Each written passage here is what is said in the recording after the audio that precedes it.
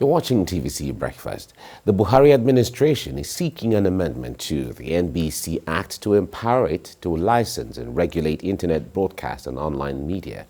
Lawmakers on Wednesday took public inputs into 5 bills relating to the media. National Assembly correspondent Joker Disa reports. 5 bills are before these lawmakers for inputs from media practitioners, media-based groups and other members of the public. Top on the list is proposed amendment to Section 2C of the NBC Act to widen the scope of media operations to be issued licenses to include internet broadcast and all online media. The Nigerian government insists it has the moral responsibility to monitor all media contents emanating from its domain. All online media should be included with this, because we have responsibility to monitor content. This position is met with stiff opposition from media-based groups which caution against suppressing freedom of expression. On the appointment of Director General, Section 5 should be amended to provide that the DG shall be appointed by the President upon consultation with broadcast industry stakeholders and confirmation by the National Assembly. NBC in recent times has taken actions against broadcast media that we believe are politically motivated, including the imposition of hefty fines. And that is why we think that this amendment should help to promote the independence of the NBC. Public outcry has not stopped against attempts by the government to regulate the social media. The recent suspension of the social microblogging site Twitter has set the authorities against many citizens. For the parliament, when passed, the bills under scrutiny will substantially influence the creation of media content in the country. If these bills become law, the proposals contained therein will influence the creation of media content. They will determine the content of advertising, guarantee free speech, and establish institutions that will impact our country for generations to come. Clamoring for this outside there cannot help the country. You need to contribute your own quota in the process of lawmaking in Nigeria. It's not your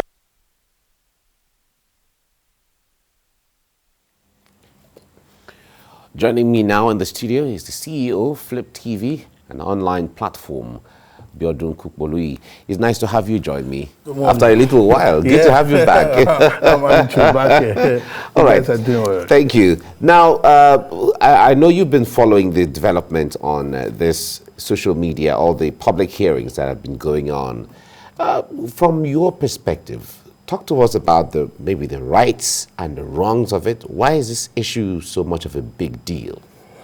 Well, yeah, thank you very much. I think it's becoming a big deal because of the government response to it.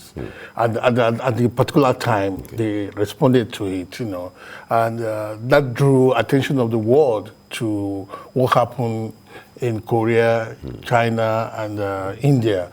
You know, that is Nigeria also declining. You know, we are slipping into autocracy, you know, whereby people are muzzled, our voices are not allowed to talk, and then of course the youths are let me put the word, disempowered. Most importantly, I think the government got it wrong, you know, doing the right thing. Let me put it that way. Because one, this is what you should have, it's the step you should have put forward. I mean, when the operators of this platform came to Nigeria, you know, but now you are doing it now.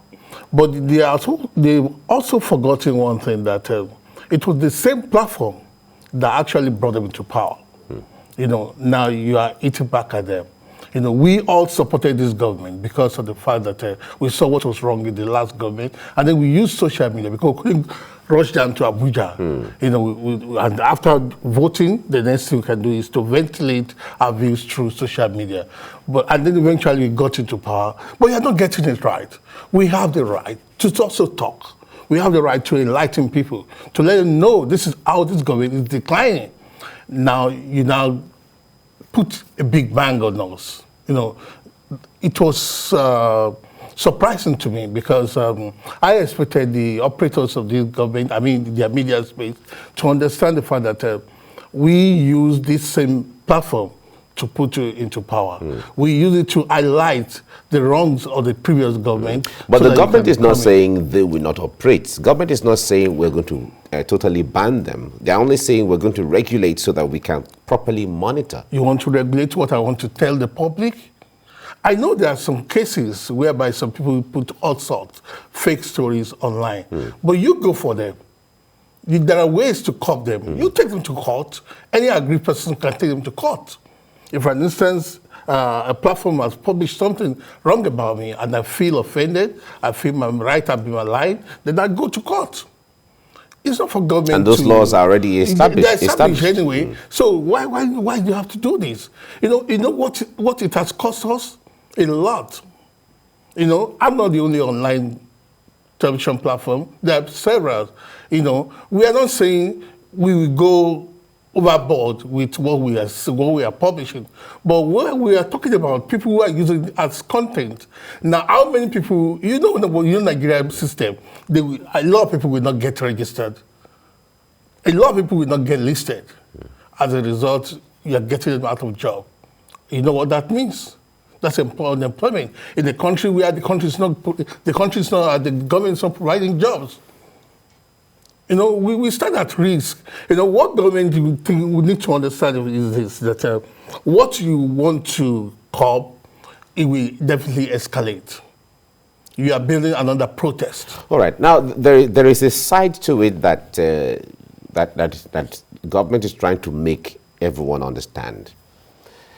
The point there is, some of this OTT, over-the-top, platforms, apart from the fact that they are a platform for people to ventilate and express themselves, freedom of speech and all of that, they are publicly listed companies doing business, making billions from across the world without paying taxes. And government is saying no.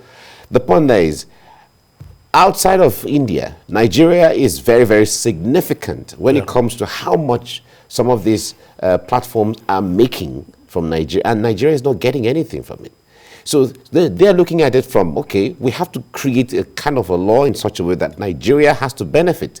And then if there is any contravention, there are appropriate ways. Instead of banning going forward, there can be the issue of fining. Good. So government is also looking at it from that perspective. Wouldn't you see that maybe as the right way to go? Seems. Okay. It seems. But you are doing it at a time we felt, or everybody felt, maybe majority of the people felt, you are trying to get something out of it. All right, so the timing you feel is not right. If you want to get them into the tax nets, you call them, you write them. And when they fail, you take them to court. Look, there are many billionaires in this country that are tax evaders. Have you taken them to court? Have you even blacklisted them? Have you name-shamed them? Now we are talking about a platform that provides jobs for millions of Nigerian youths. Look, that platform has helped people like me and several others. We are employers of labor, and we pay taxes. So what are you talking about? If you want to get their taxes, then you call them or you write them. In fact, you can as well do that one without going public.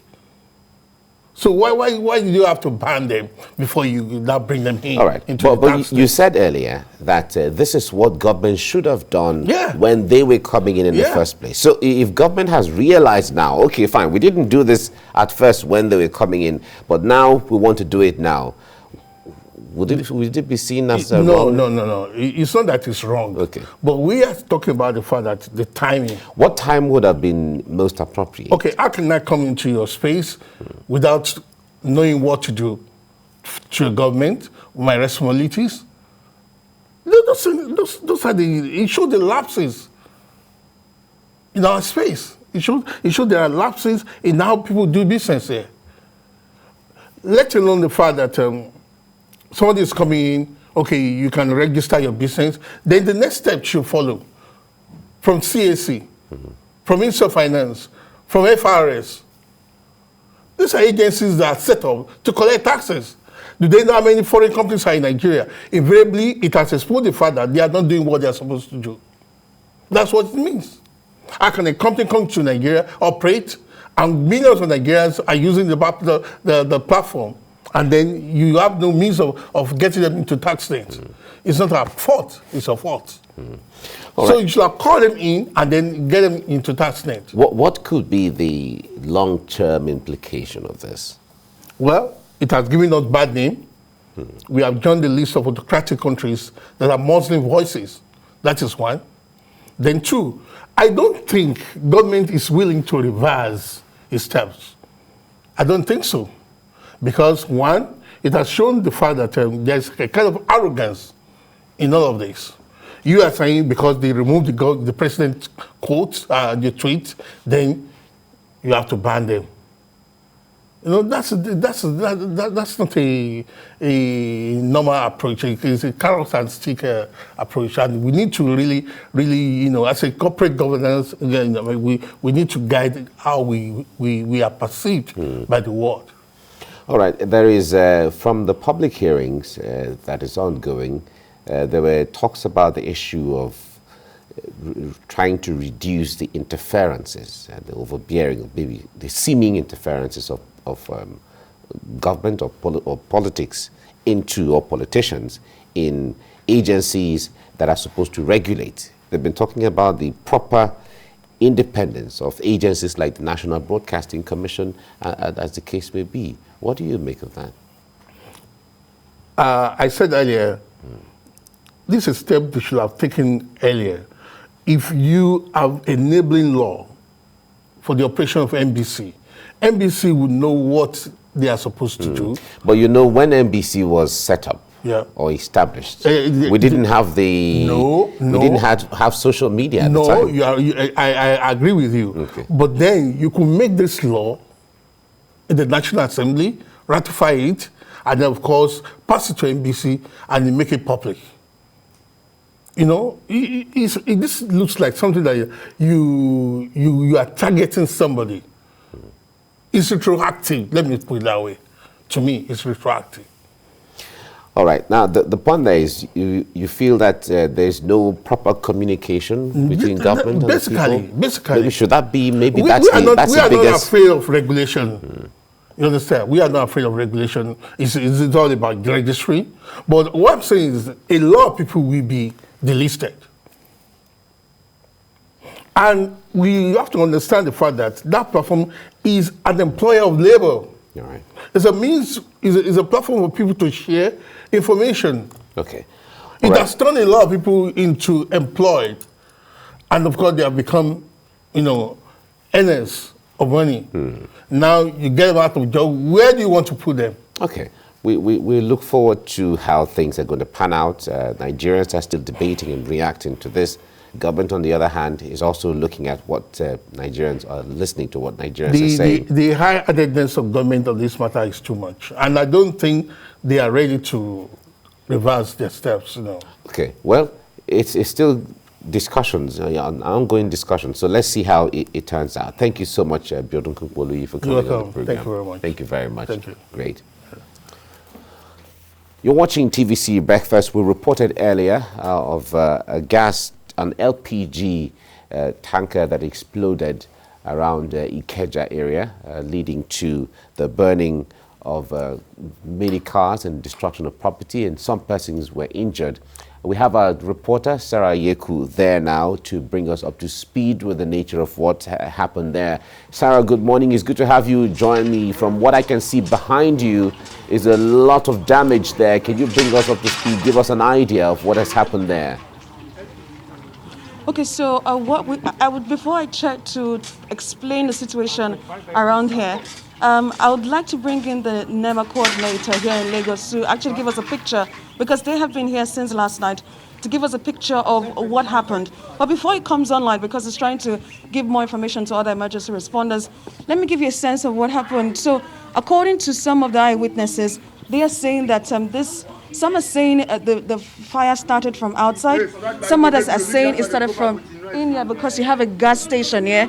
outside you have a gas tanker, which is where the explosion started from. And so the damage that you're seeing here was caused by the transfer or the connection of gas between the one that was outside and then the one inside here. And so just this morning we see that about 3 bodies now have been recovered just under the rubble here. And emergency responders, we had just seen police officers here. We now see that men from the Federal Road Safety are here. We also see that NEMA is also here on ground to see to it that recovery efforts is ongoing. But one thing the people have told us is that they have tried calling emergency responders. They have tried calling the fire service. This is Ikeja, Opik Plaza to be specific. They have tried calling emergency responders, fire service, which is just Alausa there, to come and, of course, put out the fire when it happened. But they said for about 1 hour, 30 minutes, they did not get any response from these emergency responders. And so that's why the people are not too happy or comfortable with what happened here last night.